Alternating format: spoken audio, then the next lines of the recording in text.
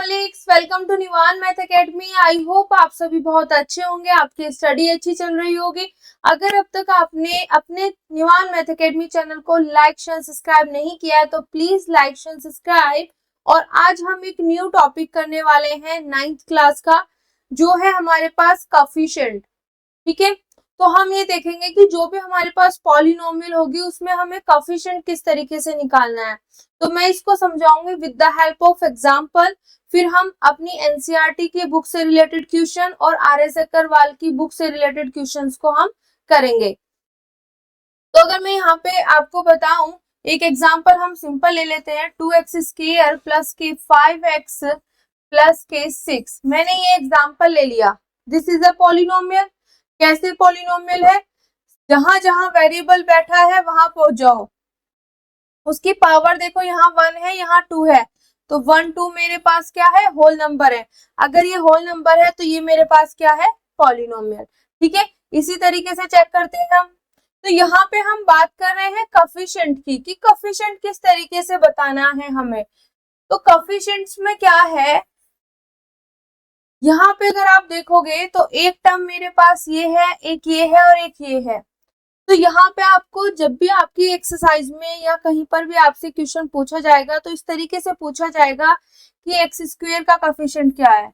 ऐसे coefficient of x², कि x² का कोएफिशिएंट क्या है मेरे पास, इस तरीके से आपसे पूछा जाएगा।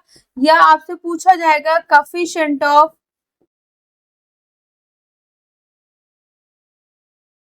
x का कोएफिशिएंट क्या है। ठीक है, कि x² का कोएफिशिएंट क्या है, x का कोएफिशिएंट क्या है, इस तरीके से आपसे क्वेश्चन पूछा जाएगा। देन यहाँ पे हमें बात करनी है कोएफिशिएंट की। तो कोएफिशिएंट जिसका पूछा जा रहा है वो मेन चीज है, जिसका पूछा जा रहा है। इस चीज को ध्यान देना बेटा, मैं जो बात बोल रही हूँ, जिसका कोएफिशिएंट पूछा जा रहा है आपको उस पर ध्यान देना है। मेरे पास यहाँ पे x² का कोएफिशिएंट पूछा जा रहा है, तो x² पर आप पहुंच जाओ। पहुंच गए, तो इसके साथ जो बैठा हुआ है वही इसका कोएफिशिएंट है। तो यहाँ पे क्या बैठा हुआ है? 2। तो मेरे पास इस पॉलिनोमियल में x² का कोएफिशिएंट हो गया 2। सिमिलरली आपको पूछा गया है x का कोएफिशिएंट, तो आप पॉलिनोमियल में पहुंच जाओ वहां पे जहां पे x है।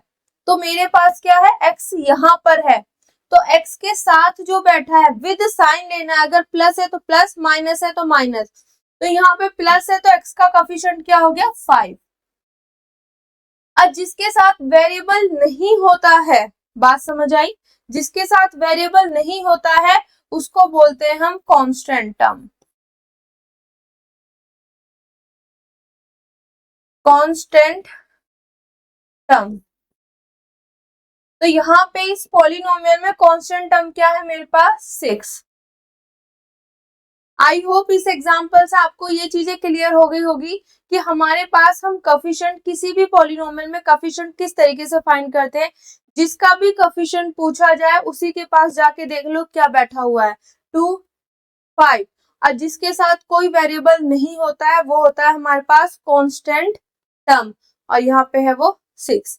अब हम अपनी एनसीईआरटी बुक के क्वेश्चंस करते हैं, फिर उसके बाद करेंगे हम आर.एस. अग्रवाल के। तो एनसीईआरटी की एक्सरसाइज नंबर 2.1 का ये सेकंड क्वेश्चन है। पहले क्वेश्चन रीड करते हैं। Right the coefficient of x² in each of the following. यहाँ पे हमारे पास 4-5 ऑप्शन है, उसमें से मुझे x² का कोएफिशिएंट बताना है। किसका कोएफिशिएंट बताना है? x² का। तो मैं सभी जगह पहले लिख लेती हूँ।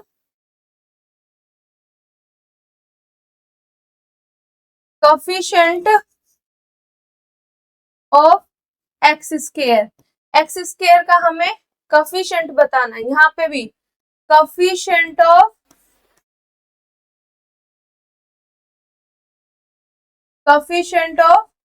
x² का कोएफिशिएंट बताना है, ऊपर ही मेंशन कर दिया। यहाँ पे भी हमें coefficient of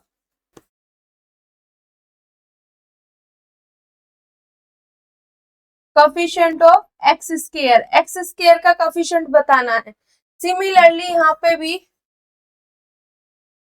coefficient of x square का कोफिशिएंट बताना है। तो हमें एक्स स्क्वायर का कोफिशिएंट बताना है, तो जिसका बताना है उसी के पास जाके बैठ जाओ।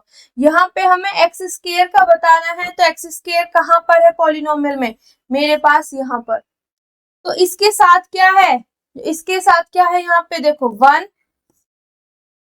इस तरीके से जिसके साथ कुछ नहीं होता वहां पे 1 होता मल्टीप्लाई में, ठीक है। तो इसके साथ कौन सा है? 1, तो इसका कोफिशिएंट क्या हो गया यहाँ पे? 1।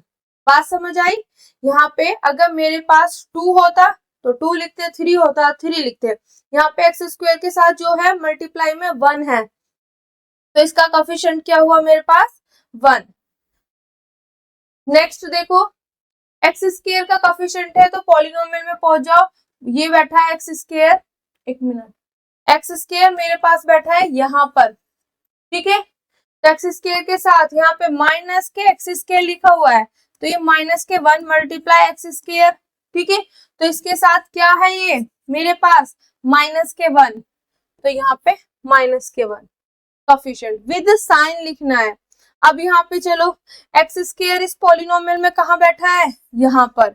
इसके साथ क्या है मेरे पास? पाई बाय 2, तो इसका आ जाएगा पाई बाय 2। अब यहाँ पे चलो, एक्स स्क्वायर देखो, यहाँ पे तो कहीं दिखाई नहीं दे रहा एक्स स्क्वायर, तो बेटा एक्स स्क्वायर नहीं है, तो यहाँ पे हम कुछ इस तरीके से लिख सकते हैं 0 एक्स स्क्वायर, क्योंकि 0 को उसके साथ मल्टीप्लाई करेंगे मेरे पास 0 ही बन जाएगा। क्लियर? तो कोई दिक्कत नहीं होगी। तो यहाँ पे एक्स स्क्वायर का कोफिशिएंट आ गया 0।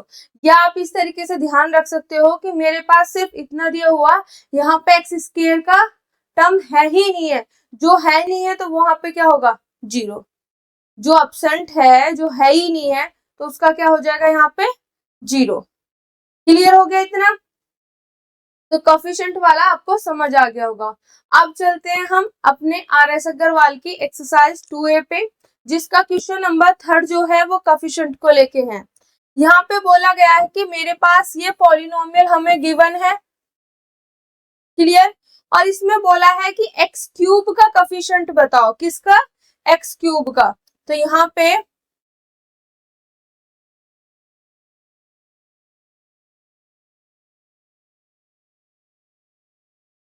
कोफिशिएंट ऑफ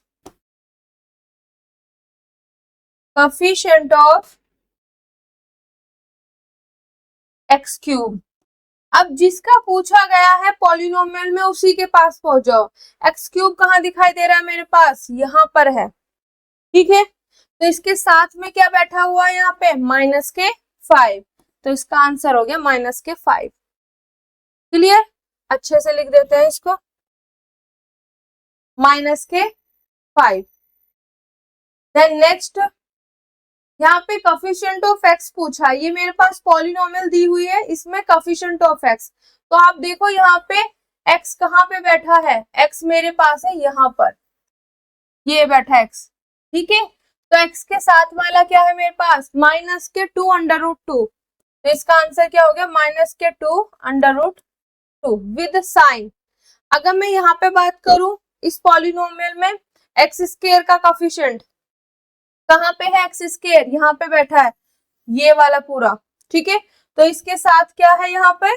पाई बाय 3, तो इसका आंसर हो गया पाई बाय 3। कि यहाँ पे एक्स स्क्वायर का कोफिशिएंट जो होगा वो होगा मेरे पास pi by 3। Next, this is the last coefficient of x square in this. इस वाली पॉलिनोमियल में ये बताओ एक्स स्क्वायर का कोफिशिएंट क्या है। अब देखो यहाँ पे मेरे पास 3x, एक मिनट, 3x माइनस के 5 है, एक्स स्क्वायर तो है ही नहीं। तो बेटा मैं यहाँ पे अगर 0x स्क्वायर लिख दूं, कोई दिक्कत?